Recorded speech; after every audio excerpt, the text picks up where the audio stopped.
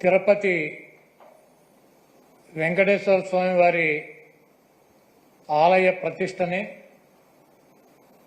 స్వామివారి ప్రతిష్టని, ఈ రాష్ట్ర ప్రతిష్టని మంట కలపటానికి కలియుగ వెంకటేశ్వర స్వామిని రాజకీయాల్లోకి లాగి చంద్రబాబు రాజకీయ లబ్ధి పొందాలన్నటువంటి ప్రయత్నం ఆ దేవుడు క్షమించడు. గతంలో చంద్రబాబు నాయుడు ప్రభుత్వం 5 సార్లు ఉండగా సేమ్ మేమైతే ఎలా అయితే టెండర్లు పిలిచామో అదే రకంగా చంద్రబాబు నాయుడు కూడా టెండర్లు పిలిచి ఆ 5 సంవత్సరాల్లో 4 బిడ్డలుంటే 4 కంపెనీలకు 4 సార్లు ఇచ్చాడు. అయితే ఆయన ముఖ్యమంత్రిగా ఉండగా 14-15 సార్లు నెయ్యిలో క్వాలిటీ లేదని చెప్పి సర్టిఫికేట్లతో ఆ ట్యాంకర్లు వెనక్కి పంపడం జరిగింది. ఆ తర్వాత వైఎస్ఆర్ కాంగ్రెస్ ప్రభుత్వం వచ్చిన తర్వాత అక్కడ గతంలో ఏ రకంగా టెండర్లు పిలిచారో, ఏ రకంగా కేటాయింపులు చేశారో అదే రకంగా మా ప్రభుత్వం కూడా కేటాయింపులు చేసింది. 18 సార్లు జగన్మోహన్ రెడ్డి గారు ముఖ్యమంత్రిగా ఉండగా ఈ నెయ్యిలో క్వాలిటీ లేదని చెప్పి దాన్ని వెనక్కి పంపడం జరిగింది. ప్రతి వెహికల్ని తిరుమల తిరుపతి దేవస్థానానికి వచ్చేటువంటి ప్రతి దాన్ని కూడా ఇన్స్పెక్షన్ చేసి దాంట్లో లోపాలు ఉంటే దాన్ని వెనక్కి పంపించి అది వాళ్ళకి కావలసినట్టు ఉంటేనే అక్కడ దించుకునేటువంటి పరిస్థితి ఉంటుంది. ఇది గత ప్రభుత్వాలు గత 100 సంవత్సరాల నుంచి వచ్చేటువంటి ఆనవాయితీ. దాని ప్రకారమే చంద్రబాబు ముఖ్యమంత్రిగా ఉన్నా, జగన్మోహన్ రెడ్డి గారు ముఖ్యమంత్రిగా ఉన్నా, అంతకుముందు వేరే ముఖ్యమంత్రులు ఉన్నా కూడా ఈ క్వాలిటీ లేనటువంటి నెయ్యి కావచ్చు, ఇతర ఆహార పదార్థాలనే రిజెక్ట్ చేసి వెనక్కి పంపినటువంటి సందర్భాలు కోకొల్లలు ఉన్నాయి. అదే విధానంగా చంద్రబాబు నాయుడు ముఖ్యమంత్రి అయిన తర్వాత 4వ తారీఖు జగన్మోహన్ రెడ్డి గారు జూన్ 4న ఆయన రాజీనామా చేశాడు ఈ రాష్ట్రానికి ముఖ్యమంత్రిగా. జూలై 17వ తారీఖు వరకు అనేక ఆహార తినుబండారాలు, ఆహారాన్ని సరఫరా చేసేటువంటి టెండర్లో తీసుకున్నటువంటి కాంట్రాక్టర్లో నెయ్యి సప్లై చేశారు, ఆహార పదార్థాలు సప్లై చేశారు. వాటిల్లో చంద్రబాబు ముఖ్యమంత్రిగా ఉండగా 17వ తారీఖున వచ్చినటువంటి ఒక ట్యాంకర్లో వాళ్ళకి కావాల్సినటువంటి మెజర్మెంట్స్లో లేదు నెయ్యి, కాబట్టి మేము దీన్ని రిజెక్ట్ చేస్తున్నాం అని చెప్పి దాన్ని వెనక పంపడం జరిగింది. ఆ నెయ్యిని వాడల గతంలో కూడా రిజెక్ట్ చేసి 18 సార్లు పంపించే ఎటువంటి నెయ్యిలు వస్తాయి. ఎప్పుడూ కూడా క్వాలిటీ లేనటువంటి నెయ్యి కానీ నూనె కానీ ఎటువంటి ఆహార పదార్థాలు తిరుమల తిరుపతి దేవస్థానంలో వాడినటువంటి పరిస్థితి లేదు. 17వ తారీఖున జూలై 17వ తారీఖున ఏం ఫస్ట్ టైం కాదు రిజెక్ట్ అవటం, కొన్ని 100 సార్లు రిజెక్ట్ అయినాయి అదే తిరుమల తిరుపతి దేవస్థానంలో. దానిని చంద్రబాబు నాయుడు రాజకీయ లబ్ధి కోసం జంతువుల కొవ్వు కలిసింది, ఆ కొవ్వుతో లడ్డూలు తయారు చేశారు, వాటిని ప్రసాదాలుగా భక్తులకు ఇచ్చారు. ఈ దేశంలో ఉన్నటువంటి వెంకటేశ్వర స్వామి భక్తులు తిరుపతి వెళ్ళినాళ్ళు లేకపోతే ఎవరైనా నాబోటాళ్ళు వెళ్ళి లడ్డు తీసుకొచ్చి 10 మందికి పంచి పెడతారు. వీళ్ళంతా కూడా అపవిత్రమైనటువంటి ప్రసాదాన్ని తీసుకున్నారు. కాబట్టి జగన్మోహన్ రెడ్డిని శిక్షించాలి అని చెప్పి చంద్రబాబు నాయుడు రాజకీయ ప్రయోజనాలు ఆశించి సొంత మామనే రాజకీయాల కోసం, పదవి కోసం, పార్టీ కోసం దిగజార్చి ఆయన మీద ఏ రకమైతే నిందలేసి ఆ పార్టీని తీసుకున్నాడో రాజకీయ లబ్ధి కోసం, అదేవిధంగా జగన్మోహన్ రెడ్డి గారు ఇబ్బంది పెట్టాలి రాజకీయంగా అని చెప్పి ప్రత్యక్షంగా కలియుగ దైవమైనటువంటి వెంకటేశ్వర స్వామినే ఆయన ప్రసాదాన్ని రాజకీయాల్లోకి లాక్కొచ్చేసినటువంటి దుర్మార్గమైనటువంటి వ్యక్తి చంద్రబాబు నాయుడు.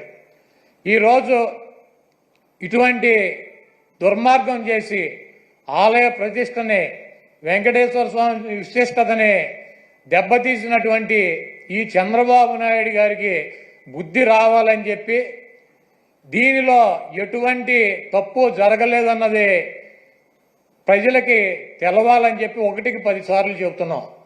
ఎందుకంటే ఆ ప్రసాదం సేవించినటువంటి ఏ భక్తుడు కూడా కల్తీ ప్రసాదాన్ని తీసుకోవాలా, అక్కడ రిజెక్ట్ అవుతుంది.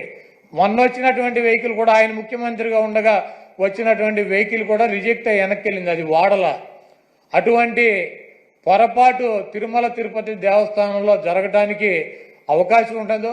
అక్కడ ఉన్నటువంటి బోర్డు కానీ, అక్కడ ఉన్నటువంటి ల్యాబులు కానీ, అక్కడ ఉన్నటువంటి ఉద్యోగులు కానీ ప్రతి వస్తువుని టెస్ట్ చేసే లోపలికి అనుమతించేటువంటి పరిస్థితి ఉంటుంది. రిజెక్ట్ అయిన సందర్భాలు కోకొల్లలో ఎవరూ కూడా మేమేదో అపచారం చేశామనో లేకపోతే జంతువులు కొవ్వు కలిసినటువంటి ఆహారం తిన్నామనో ఎవరూ కూడా బాధపడాల్సినటువంటి అవసరం లేదు. ఇది గతంలోనూ జరిగింది, ఇది ప్రాసెస్ జరుగుతూనే ఉంటుంది.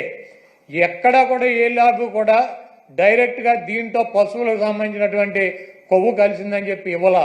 ఇలా జరిగి ఉండొచ్చు, అలా జరిగి ఉండొచ్చు. దీని మీద ఇంకా క్షుణ్ణంగా పరిశీలించాలని చెప్తే ఆ పనికిమాలిన రిపోర్ట్ ఒకటి తీసుకొచ్చి ఇది జరిగిపోయింది, తినేశారు, వండేశారు, స్వామికి పెట్టేశారు అని చెప్పి ఒక దేవుణ్ణి అడ్డం పెట్టుకుని రాజకీయాలు చేయడానికి దిగజారిపోయినటువంటి వ్యక్తుల్ని ఏమనాలి? ఇటువంటి వ్యక్తి ఈ రాష్ట్రానికి ముఖ్యమంత్రి. అంత ప్రతిష్ట కలిగినటువంటి గుడిని, అన్ని మహిమలు కలిగినటువంటి ఆ స్వామిని రాజకీయాల కోసం ఎవడన్నా అన్నం తినేవాడు బజారు లాగుతాడా? చంద్రబాబు నాయుడు భక్తుడా? నాకు 50 సంవత్సరాలు 40 సార్లు నేను తిరుపతి వెళ్ళా, 20 సార్లు గుండు కొట్టించుకున్నా, 15 సార్లు కింద నుంచి నడిచి వెళ్ళా, ప్రతి సంవత్సరం వెళ్తా. చంద్రబాబు నాయుడు ఎన్నిసార్లు గుండు కొట్టించుకున్నాడు అక్కడికి వెళ్ళి? వెంకటేశ్వర స్వామికి ఇష్టమైనది ఏంటి? భక్తులు మహిళలు కూడా వెళ్ళి గుండు చేయించుకుంటారు, మహిళలు కూడా వెళ్ళి గుండు చేయించుకుంటారు. ఈయన ఎన్నిసార్లు చేయించుకున్నాడు? ఈయన వెంకటేశ్వర స్వామి భక్తుడా? రాజకీయాలకు వెంకటేశ్వర స్వామి వాడుకుంటాడు. జగన్మోహన్ రెడ్డి గారిని రాజకీయంగా దెబ్బ కొట్టాలంటే నువ్వు డైరెక్ట్ రా, ఆయన సిద్ధంగా ఉన్నాడు. వెంకటేశ్వర స్వామిని, మతాలని, కులాలని విచ్ఛిన్నం చేసి ఇది పెద్ద కుట్రగా మేము భావిస్తున్నాము. దీని మీద ఎటువంటి ఎంక్వైరీ అయినా సిద్ధంగా ఉన్నామని చెప్పి జగన్మోహన్ రెడ్డి గారు సుప్రీంకోర్టు న్యాయమూర్తికి, ప్రధాన న్యాయమూర్తికి లేఖ రాశారు. అదేవిధంగా ప్రధానమంత్రికి లెటర్ రాశారు. మీరు ఎటువంటి విచారణ జరిపినా వైఎస్ఆర్ కాంగ్రెస్ పార్టీ మేము సిద్ధంగా ఉన్నామని చెప్తే సిట్ అని చెప్పి ఈయన సిట్ అంటే కూర్చున్నవాడు, స్టాండ్ అంటే నుంచున్నవాడు ఒక ఆఫీసర్ని వేశాడు. ఏం రాస్తాడు? లోకేష్ దగ్గరికి, ఈయన దగ్గరికి వెళ్ళి ఏం రాయమంటారు సార్ అని చెప్పి అడిగి రాస్తారా సిట్ రిపోర్టు? మీకు దమ్ముంటే సుప్రీంకోర్టు ప్రధాన న్యాయమూర్తితో విచారణ జరిపించండి, లేకపోతే సిబిఐతో విచారణ జరిపించండి. ఏమీ లేవు. సిట్ అంటే కూర్చునేవాడు, ఈయన కూర్చోమంటే కూర్చునే సిట్ అనే ఒక పోలీస్ ఆఫీసర్ని వేసి విచారణ జరిపిస్తాడంట. ఇంకా పైన చెబుతాడు మక్కలు ఇరక్కొడతా. ఎవడ మక్కలు ఇరక్కొడతాడు? కాకినాడ ఎమ్మెల్యే ఒక ఎస్సీ ఒక కాలేజీ ప్రొఫెసర్ని మక్కలు ఇరక్కొట్టాడు. నువ్వేం చేసావు? ఆ ఎమ్మెల్యే మక్కలు ఇరక్కొట్టావా? వెస్ట్ గోదావరి జిల్లాలో ఈ రాజ్యాంగాన్ని రచించినటువంటి డాక్టర్ బిఆర్ అంబేద్కర్ గారి పటాన్ని చించి అవతల పారేశాడు. అక్కడ దళితులు ఆందోళన చేస్తున్నారు 2 చోట్ల కూడా. నువ్వేం చేసావు? 2 ఎమ్మెల్యేలు మక్కలు ఎరకొట్టావా? ఈ రాష్ట్రంలో నీ పార్టీ కార్యకర్తలు, నాయకులు బరి తెగించి రోడ్ల మీద వైఎస్ఆర్ కాంగ్రెస్ పార్టీ కార్యకర్తలను చంపుతున్నారు, నాయకులను చంపుతున్నారు. వీళ్ళ మక్కలు ఎరకొట్టావా? వాళ్ళ మీద కనీసం కేసులు పెట్టగలిగావా? నువ్వు నీ పార్టీ వాళ్ళ మక్కలు ఎరకొట్టలేవు, నువ్వు వచ్చి అవతల వాళ్ళ మక్కలు ఎరకొడతా. ఇవన్నీ పోసుకోవాలి కబుర్లు ఎందుకు? నీకు దమ్ముంటే నీ పార్టీలో జరుగుతున్నటువంటి అక్రమాలు, నీ పార్టీ ఎమ్మెల్యేలు, నీ పార్టీ కేడర్ చేస్తున్నటువంటి దుర్మార్గాలనే అరికట్టు, వాళ్ళ మీద చర్యలు తీసుకో. నువ్వు ఇవన్నీ చేయకుండా నొట్సలతోనే ఒకటి చెబుతావు, నోటితోనే ఒకటి చెబుతావు. ఇక 24 గంటల దేవుడైనా రాజకీయమే, మావైనా రాజకీయమే, ఏదైనా రాజకీయమైనా మన బతుకు. కాబట్టి చంద్రబాబు నాయుడు చేసినటువంటి ఈ దుర్మార్గానికి వెంకటేశ్వర స్వామి మీద ఆయన ప్రసాదం మీద జరిగినటువంటి బురదకి ఆ స్వామిని క్షమించమని చెప్పి ఈ చేసినటువంటి చంద్రబాబు చేసినటువంటి ఈ దుర్మార్గానికి ఈ పాపానికి ఏమన్నా శిక్ష వేస్తే ఆయనకి వేయండి కానీ ఈ రాష్ట్ర ప్రజలకు కానీ దీంట్లో తెలవక ఎవరన్నా సమిధులైతే వాళ్ళని వదిలేయమని చెప్పి 28వ తారీఖున వైఎస్ఆర్ కాంగ్రెస్ పార్టీ నాయకులు కార్యకర్తలు అదేవిధంగా ఆ వెంకటేశ్వర స్వామి భక్తులు మీకు అందుబాటులో ఉన్నటువంటి దేవాలయాల్లో పూజలు చేసి చంద్రబాబు చేసినటువంటి ఈ పాపాలకి చంద్రబాబు చేసినటువంటి ఈ దుర్మార్గానికి చంద్రబాబు దిగజారిపోయినటువంటి ఈ దిగజారుడుతనానికి ప్రత్యాత్తాపంగా మేమందరం కూడా ఈ రాష్ట్రం సౌభాగ్యంగా ఉండాలని చెప్పి వెంకటేశ్వర స్వామికి కానీ వెంకటేశ్వర స్వామి ప్రసాదానికి కానీ ఎవరూ కూడా హాని చేయలేరు. అది చెయ్యాలన్నటువంటి తలంపు వచ్చినా కూడా చెయ్యవసరంలో తలంపు వచ్చినా కూడా ఆ స్వామే చంద్రబాబు కన్నా మహిమ ఉన్నవాడు, చంద్రబాబు కన్నా ఎక్కువ అధికారం ఉన్నవాడు. చంద్రబాబు లాంటి 1,00,000 మంది చంద్రబాబులను కూడా వెంకటేశ్వర స్వామిని కన్నెత్తి కూడా చూడలేనటువంటి శక్తి సామర్థ్యాలు ఉన్న ఆయన తప్పు ఈ కార్యక్రమంలో ఆయన పేరు అడ్డం పెట్టుకుని ఎవరైతే ఈ దుర్మార్గానికి పాల్పడ్డారో ఆ దేవుడే ఆ వెంకటేశ్వర స్వామి ఆ వ్యక్తి మక్కిలెరకొట్టి ఒక మూల కూర్చోబెట్టే పరిస్థితి త్వరలోనే మనం అందరం చూస్తాం.